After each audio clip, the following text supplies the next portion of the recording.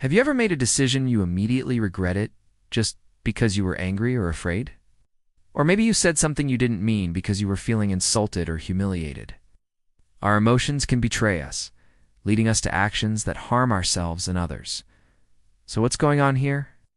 Why do our feelings lie to us? In this episode, we're diving deep into a fascinating topic from the world of Stoicism. Now, this philosophy has stood the test of time, and its teachings have a lot to say about how our emotions can sometimes get the best part of us. You see, life is full of situations that stir up strong emotions, situations that challenge our values and test our decision-making abilities. From that intense heartbreak you felt when a relationship ended to the paralyzing fear before a big presentation, our emotions run the gamut of human experience. But what if these emotions, these powerful feelings that seem so real and raw, what if they're actually trying to trick us? Welcome to this channel, where we unlock the timeless wisdom of the Stoics and apply it to our modern lives. Join us as we navigate life's ups and downs with the guidance of the ancient philosophers. Let's dive in. So let's start with an emotional moment. Picture yourself in the middle of a heated argument. Maybe it's a fight with your partner, a disagreement with a colleague, or even a confrontation with a stranger. In that moment, your heart is pounding, your blood is boiling, and it feels like your emotions are taking over. It's almost as if you've been hit with a surge of electricity. Your breathing quickens, your face flushes, and there's a buzzing sensation all over your body. It's primal, instinctual, and completely overwhelming. The urge to strike back, to retaliate, to defend yourself, it's so strong that you feel like you can't think straight. You're trapped in a whirlwind of anger and fear. And you find yourself saying things you wouldn't normally say, doing things you wouldn't normally do, and then it hits you. A wave of panic crashes over you, leaving you questioning your actions and wondering why you reacted the way you did. Why does this happen? What just took over me? If you've ever experienced this, don't worry, you're not alone. We've all been there. But here's the thing, the Stoics believe that moments like these are more common than we realize. They argued that emotions, while seemingly spontaneous and uncontrollable, are actually far more deceptive and manipulative than we give them credit for. Emotions, according to the Stoics, aren't reliable sources of truth. They're not objective guides for our actions. Instead, they're subjective experiences that can lead us astray, causing us to make decisions we later regret. So how can we protect ourselves against this emotional manipulation? How can we ensure that our actions are guided by reason rather than ruled by our feelings? Well, that's where Stoicism comes in. Stoicism was founded in ancient Greece around 300 BC by Zeno of Citium and later flourished in ancient Rome. Its main proponents included philosophers like Epictetus, Seneca, and Marcus Aurelius. At its core, Stoicism is a philosophy of personal ethics and self-discipline that emphasizes living in harmony with nature and the divine order of the universe. It encourages us to focus on what we can control, to cultivate virtue, and to accept whatever happens with serenity.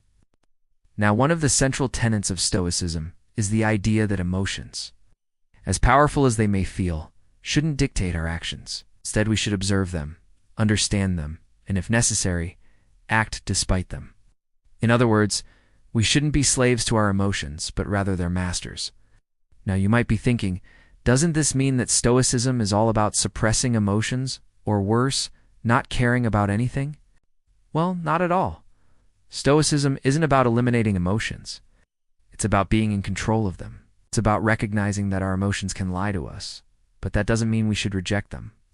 It means we should be aware of their limitations and potential biases. Stoicism encourages us to cultivate virtue, which includes our capacity to feel emotions. The difference lies in how we respond to those emotions.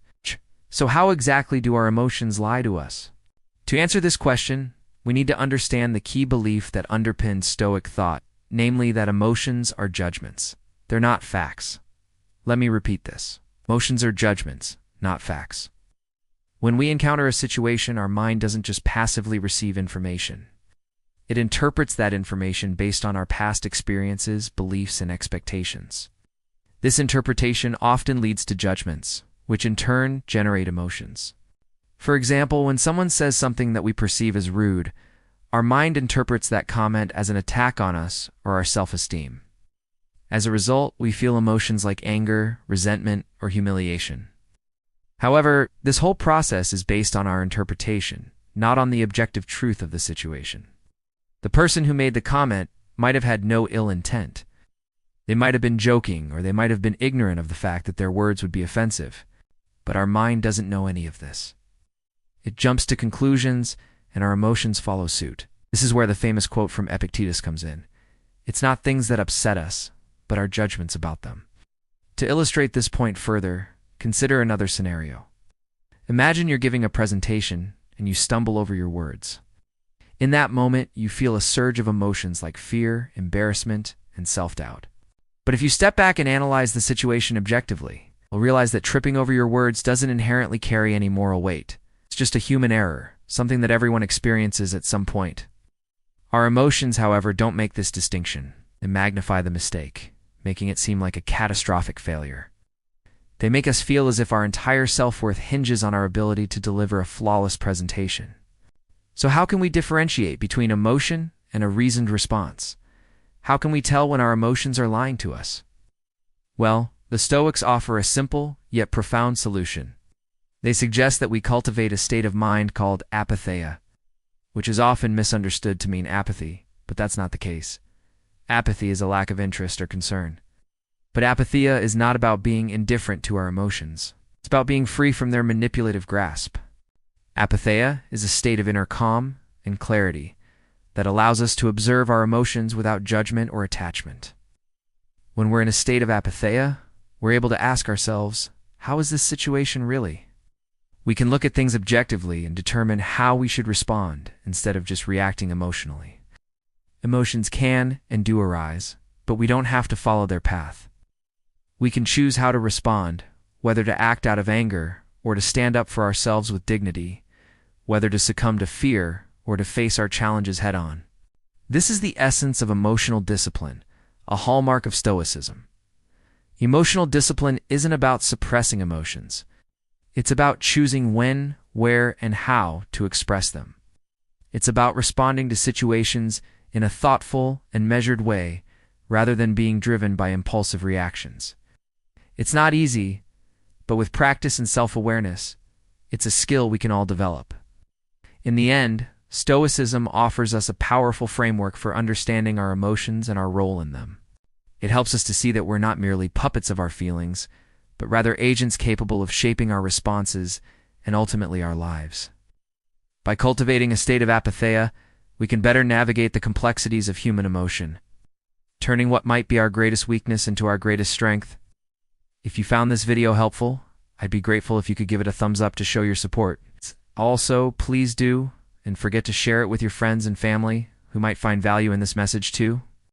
As always, thanks for watching and joining me on this journey of exploring timeless wisdom. Hope this video brings you some clarity and peace in your life. Have a great day and take care.